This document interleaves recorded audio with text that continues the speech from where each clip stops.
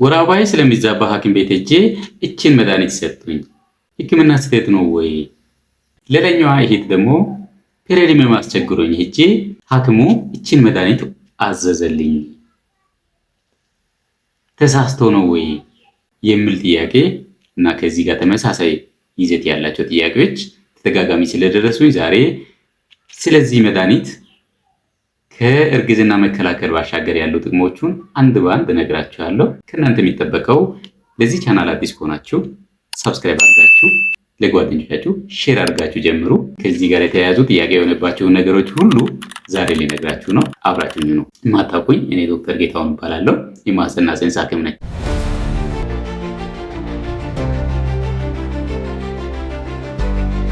ድብልቅ እርግዝና መከላከያ ወይም ኮምባይንድ ኦራል ኮንትራሴፕቲቭ ፒልስ ተብለው የሚጠሩት መድኃኒቶች ወይም እንክብሎች ከእርግዝና መከላከል ባሻገር ለበርካታ አይነት ህክምናዎች እንጠቀማቸዋለን። እነዚህ መድኃኒቶች በመሰረቱ የያዙት ኮምባይንድ የተባለው አክቲቭ ኢንግሪዲየንቱ ሁለት ሆርሞኖችን ነው የያዘው። እነዚህም ፕሮጀስትሮንና ኢስትሮጂን ነው። እነዚህ ፕሮጀስትሮንና ኢስትሮጂን በተፈጥሮ የሚገኙ ሳይሆን ሰው ሰራሽ የሆኑ ፕሮጀስትሮንና ኢስትሮጂን ነው። እዚህ የምትመለከቱት ሶስት መስመር 7 እና አራተኛው መስመር ደግሞ ቀይ ነው። እነዚህ ነጮቹ ሆርሞኖቹ ያሉት ነው። ቀይዋ ደግሞ ፕላሴቦ ነው የምትባለው። ፕላሴቦ ባዶ ከምትሆን ተብሎ አይረን ንጥረ ነገር፣ ብረት ንጥረ ነገር ተጨምሮባታል። ስለዚህ የደም ማነስ ችግር እንዳይኖራቸው በዛው አጋጣሚ ታክማለች ማለት ነው። ስለዚህ እቺ ሆርሞን የሌላት አይረን የያዘች ነች። እነዚህ ደግሞ ሆርሞን ያላቸው ናቸው። ሆርሞኖቹ ደግሞ ጥምር የሆኑበት ምክንያት ደግሞ አንዱ የአንዱን ኢፌክት ስለሚደጋገፉ ነው። ሆርሞኖቹ ወሊድ ከመከላከል አንጻር ጥሩ የሚባል አይነት እርግዝና መከላከያ አቅም ያላቸው ናቸው። ከእርግዝና መከላከል ባሻገር ደግሞ ለብዙ ህክምናዎች እንጠቀማቸዋለን። እነዚህ ህክምናዎች ምን ምንድን ናቸው? መች ነው መጠቀም የምንችላቸው የሚለውን አሁን እነግራችኋለሁ። ከእርግዝና መከላከያ ባሻገር 5 ህክምናዎች ላይ ልንጠቀም እንችላለን።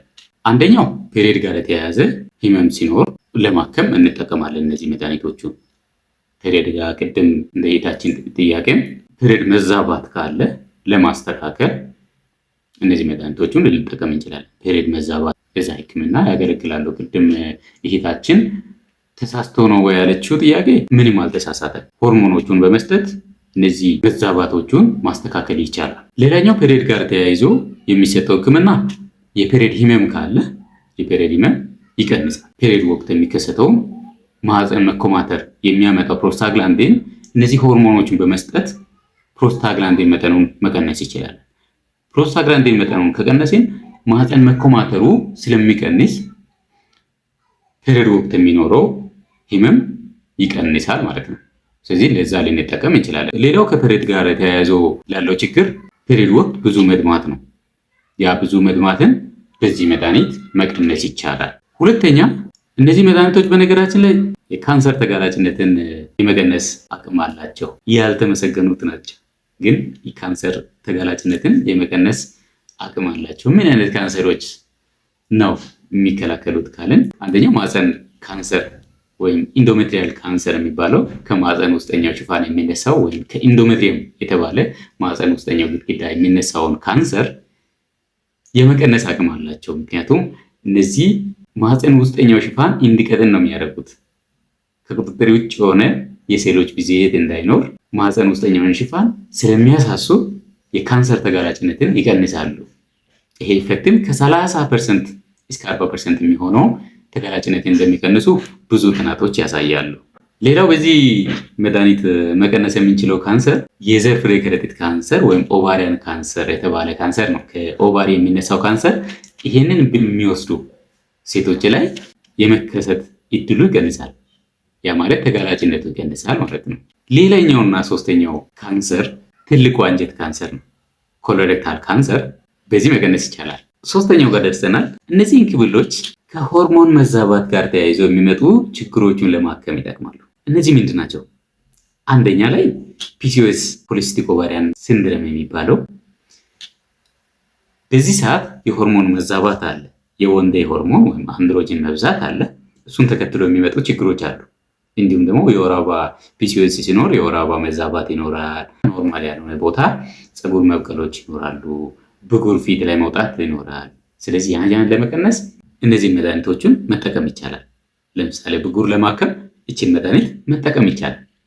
ብጉር ለማከም ፀጉር ያልተፈለገ ቦታ ለምሳሌ ሴቶች ላይ እዚህ ጋር ፂም ቢወጣ ኖርማል አይደለም አይደል?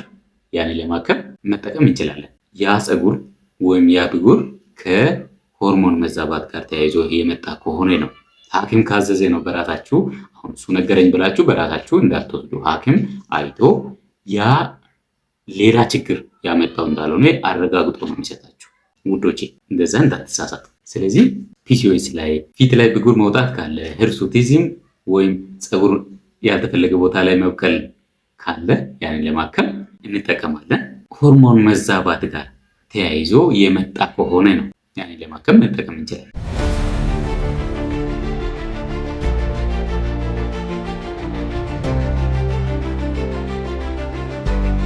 አራተኛው ማህፀን እጢ ጋር ተያይዞ የሚከሰተውን ብዙ ደም መፍሰስን ማከም ይቻላል። ብዙ ደም መፍሰስ እንዳይኖር ማከም ይቻላል።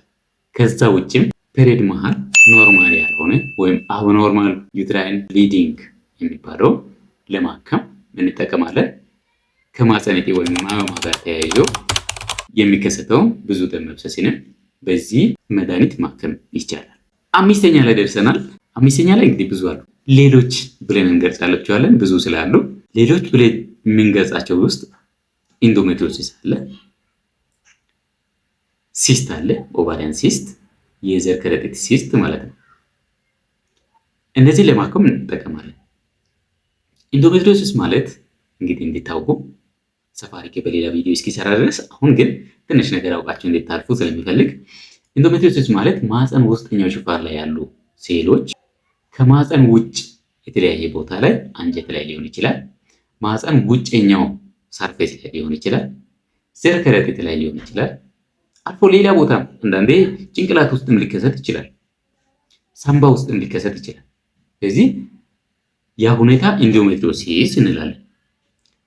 እነዚህ የተለያየ ቦታ ጉብ ጉብ ያሉ የማህፀን ውስጠኛው ሽፋን ሴሎች ወሩን ጠብቆ መድማት፣ ህመም ስሜት እንዲሰማ ያደርጋሉ። ያንን ህመም በዚህ መድኃኒት ማከም እንችላለን።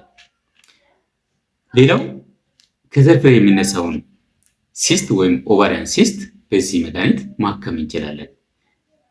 ያለው መጠኑ እንዲቀንስ እንዲሁም ደግሞ ሌላ እንዳይከሰት በዚህ መድኃኒት መቀነስ ይቻላል። ሌላው አስገራሚ ነገር የማህፀን ኢንፌክሽን ይቀንሳሉ እነዚህ መድኃኒቶች። ለምን እንዴት ይቀንሳሉ ካልን ማህፀን በር ላይ ዝልግልግ ፈሳሽ አለ።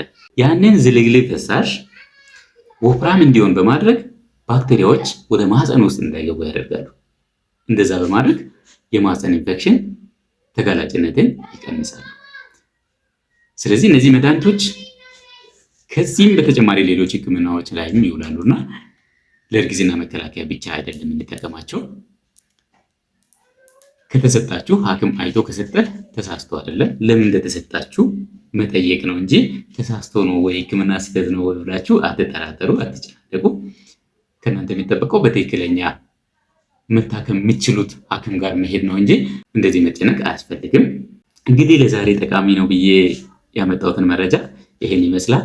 ብዙ እንደተማራችሁበት ተስፋ አደርጋለሁ። ቀጣይ ስለምን እንዲሰራ እንደምትፈልጉ ኮሜንት ላይ ማስቀመጥ ትችላላችሁ። ያንን እያየው በሱ መሰረት ቪዲዮ ሰራላችኋለሁ፣ ማብራሪያ ጽሁፍም እጽፍላችኋለሁ።